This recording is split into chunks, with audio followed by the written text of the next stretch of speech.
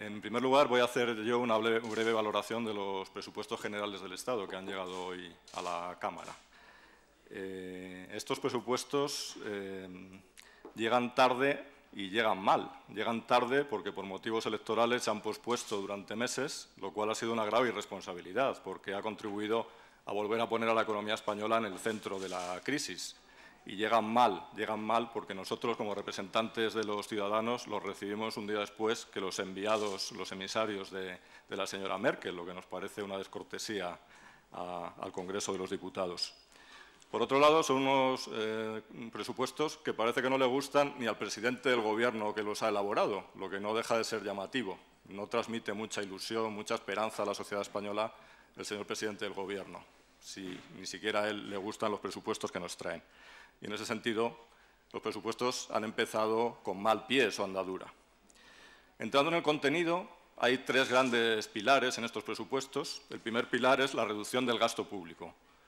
Ya comentamos el viernes pasado que nosotros somos partidarios de reducir el gasto público, que realmente no hay opción. Pero reitero mis comentarios del viernes, ahora ya con los datos sobre la mesa. Se ha optado claramente por recortar el gasto del Estado. Se ha optado a un Estado ya mínimo, a un Estado residual, pegarle otro hachazo hasta dejarlo en los huesos.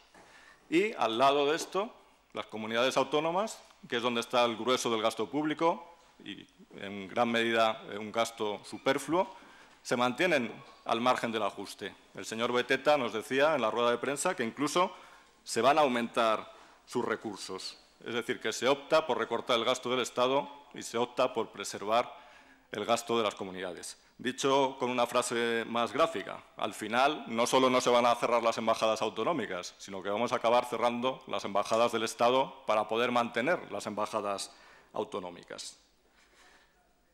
Nosotros tenemos una opción, como hemos venido reiterando, radicalmente distinta. Pensamos que habría que reformar incluso el modelo de Estado para recortar el gasto de las comunidades autónomas. Y el coste de optar por el recorte del gasto estatal es muy alto. Decimos gasto del Estado y la gente piensa, bueno, funcionarios. No, el gasto del Estado afecta a partidas muy sensibles para el crecimiento económico y muy sensibles porque son partidas de gasto social. No voy a abrumarles a estas horas con cifras, que ya habrá tiempo de analizar con más detalle, pero algunas pinceladas. Se reduce fuertemente la inversión pública, que es una de las partidas que afecta más al crecimiento de la economía. Se reduce el gasto en I+D, se reduce el gasto en educación, un 32%, que en el caso de la formación al profesorado es un 92%. Se reduce el gasto a la formación de los parados, lo que va en contra de la filosofía de la reforma laboral. Se reduce en 1.500 millones de euros la formación a los parados, cuando se está continuamente diciendo, como es verdad, que hay jóvenes sin formación que se fueron a trabajar a la construcción y tienen que aumentar su formación para poder encontrar un empleo. Se ve afectado el gasto en dependencia, el gasto en sanidad. La I+D en sanidad, por ejemplo, cae un 80%, un campo en el que España es puntera. Es decir, que el gasto del Estado afecta a partidas muy sensibles que condicionan nuestro crecimiento y condicionan nuestras políticas sociales. Ese es el primer pilar, entonces, la reducción del gasto del Estado, pero no de las comunidades. Segundo pilar, el aumento de los ingresos. Creemos que las previsiones de crecimiento de los ingresos son muy optimistas en medio de la recesión, que va a ser difícil cumplirlas a menos que el Gobierno nos reserve nuevas sorpresas, a menos que haya subidas de impuestos en el futuro que no se han anunciado todavía. De lo que sí se anuncia en los presupuestos, la reforma del impuesto de sociedades nos parece acertada, coincide con propuestas de UPyD incluso en el programa electoral. Las grandes empresas, gracias a la amortización libre y gracias a los gastos financieros, pagaban muy pocos impuestos y nosotros somos partidarios de revisar esas deducciones, por lo que esta medida nos parece acertada, pero creemos que habría que haberla enmarcado en una reforma fiscal mucho más amplia, no andar siempre tomando medidas puntuales para salir del paso.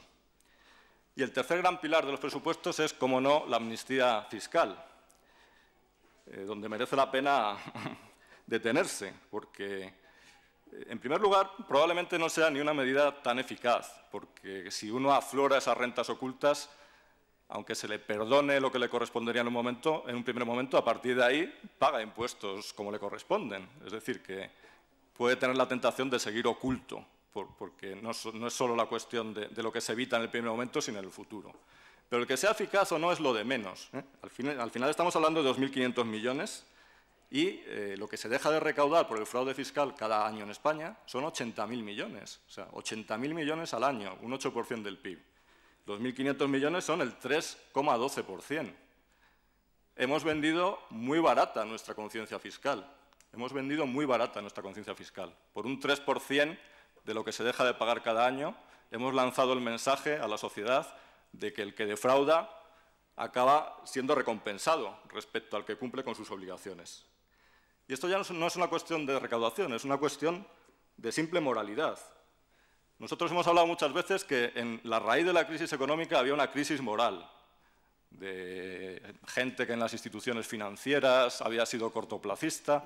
Bueno, esta crisis moral no se está corrigiendo, puede que se agrave en el futuro. Los mensajes que estamos enviando a la sociedad española son muy graves. Si uno hunde una caja, no pasa nada. Si uno hunde un ayuntamiento, no pasa nada. Si uno hunde una comunidad, no pasa nada. Y ahora un nuevo mensaje. Si uno defrauda, acaba siendo recompensado frente al que cumple sus obligaciones. Esto puede ayudar a salir del paso, pero a la larga está creando unos incentivos perversos en la sociedad. Estamos enviando mensajes muy preocupantes a nuestra sociedad y a nuestros jóvenes. Y para cerrar esta intervención, me da la sensación de que el Gobierno del Partido Popular no tiene un modelo de sociedad muy claro en la cabeza, que va reaccionando a las circunstancias para salir del paso, pero que transmite desilusión, transmite desesperanza y uno no sabe a qué atenerse con ellos, porque lo que están haciendo en el Gobierno no se corresponde con los mensajes que tradicionalmente ha enviado a sus electores el Partido Popular. Pensamos que el Gobierno de Rajoy ha sido el Gobierno de la previsible decepción, previsible como a él le gusta llamarse, y decepcionante porque no ha sido capaz de poner en marcha la triple reforma que verdaderamente necesita España, que es una reforma económica, política e institucional, como ya hemos explicado en otras ocasiones.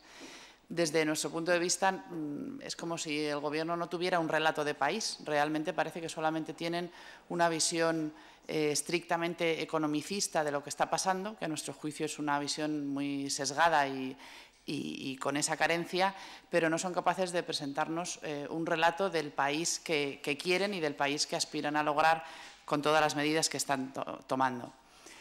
Y son medidas que, además de las dudas que se puedan tener sobre que sean más o menos eficaces desde el punto de vista estrictamente económico, echamos en falta medidas, por ejemplo, para estimular el crecimiento, que es una carencia que ya han puesto de relevancia distintos líderes, tanto en Europa como en Estados Unidos, sino que, sobre todo, como digo, son las medidas que no hay, las que abordan esa crisis política y crisis institucional que obliga a una refundación del Estado de la que no hay visos, ni ha habido nada en estos 100 días, ni hay nada en el horizonte.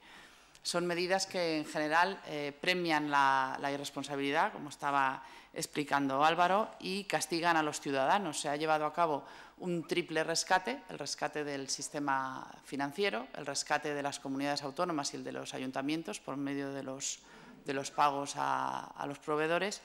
Y, sin embargo, se nos plantea, cuando llega el momento de rescatar a los ciudadanos, lo que ha ofrecido el Gobierno es una especie de tomadura de pelo orwelliana, llamando dación en pago a ese mecanismo que han establecido con carácter voluntario y al que se podrán acoger muy pocos ciudadanos por las limitaciones que tiene por sí.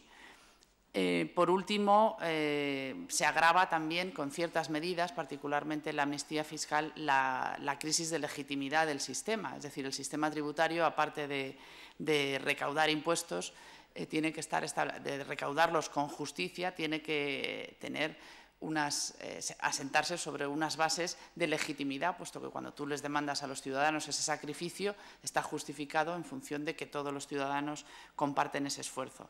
Y la crisis de legitimidad, que creemos que es grave y creemos que hay suficientes muestras de malestar social, pues medidas de este tipo solo contribuyen a agravarla.